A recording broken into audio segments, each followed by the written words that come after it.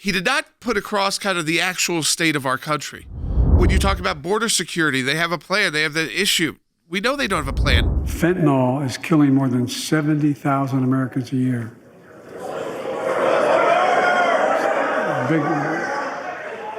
You got it.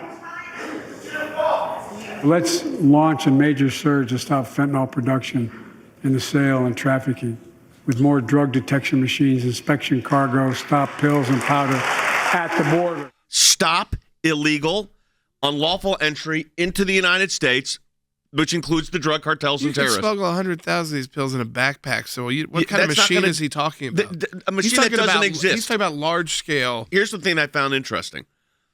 He wouldn't say secure the border.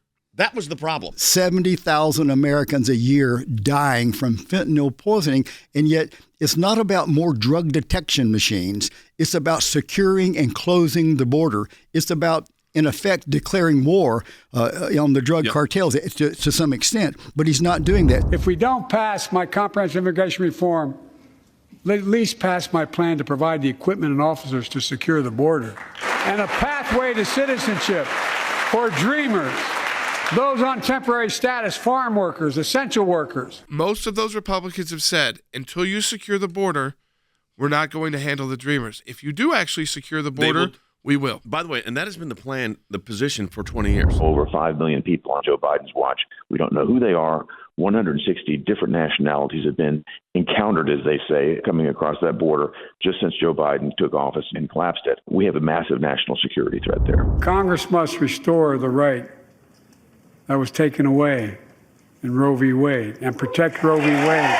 What's interesting is he's getting criticized from the left for not doing enough. We'll get to more in a moment, but that's where the criticism is coming in. Absolutely. So the criticism from the left is you only mentioned abortion one time in your speech, and that was not enough. I mean, it is ridiculous. You know, he's very truthful. The vice president and I are doing everything to protect access to reproductive health care, which is code word for abortion.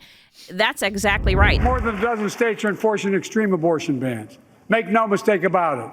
If Congress passes a national ban, I will veto it. So he gets all this applause and okay, Chuck Schumer is not passing a national abortion ban. No, but they've had to pivot to from codifying Roe to flipping it and saying because they lost the House. Yes. So we still say, it wasn't the midterm elections we all wanted, but that line right there showed you just the importance of taking back the House of Representatives. The word inflation ever come up? I don't even know if it came up. Maybe it did once. But again, when you look at it, no solutions here. Yeah, he's like, let's finish the job was the kind of theme. I feel like that's because he's going to run again. We haven't started.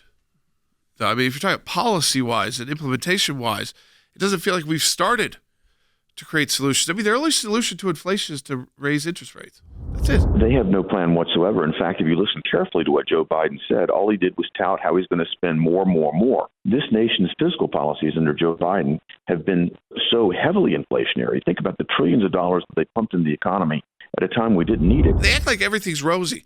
They'll say we added 12 million jobs, and then we get the actual Labor Statistics Board tell us, well, not really. We added a couple million jobs. The other 10 million were jobs people lost during the COVID pandemic that they just returned to. It's a State of the Union speech. Chinese spy balloons. We took that down after they finished. By the way, we took the Chinese spy balloon down, after they finished getting all the data that they had from the United States. We took it out over waterways, but they already got the data. This was a failed State of the Union address. And the reason why is we have China spying, and he talks tough there, but we know we waited until it had completed its mission. They had never sent a balloon like this over our territory ever. Democracies have become stronger, not weaker.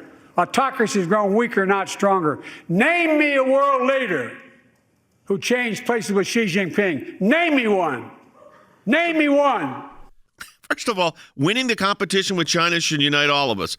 But what is he talking about in the rest of this? I have no idea what he is saying. World leaders like Xi. We've got enemies, we've got friends, and others who are all watching him stumble through his State of the Union speech, and it's not good. I'm really trying to figure this out. Okay, what is the man possibly talking about? This is what he says. And he's screaming this, name me one world leader who switched places with Xi Jinping. Name me one. You could go 50 or 60 much smaller level dictators would be happy to be a dictator like that over 1.3 billion people with the military they have. Someone's prepping this, right? I mean, someone's writing this stuff, and it's, we previously said, and it's true, and you've said it, these are like 23-year-olds running the foreign policy of the United States. He wanted to scream. He screamed it. Tough, act tough. If that was his shot at G, I mean, I know the guy doesn't laugh very much, at least on camera. I bet he did laugh. If you look at China, you look at the border, you look at what the spy satellite that came across, you look at inflation, the State of the Union is fragile, in my view.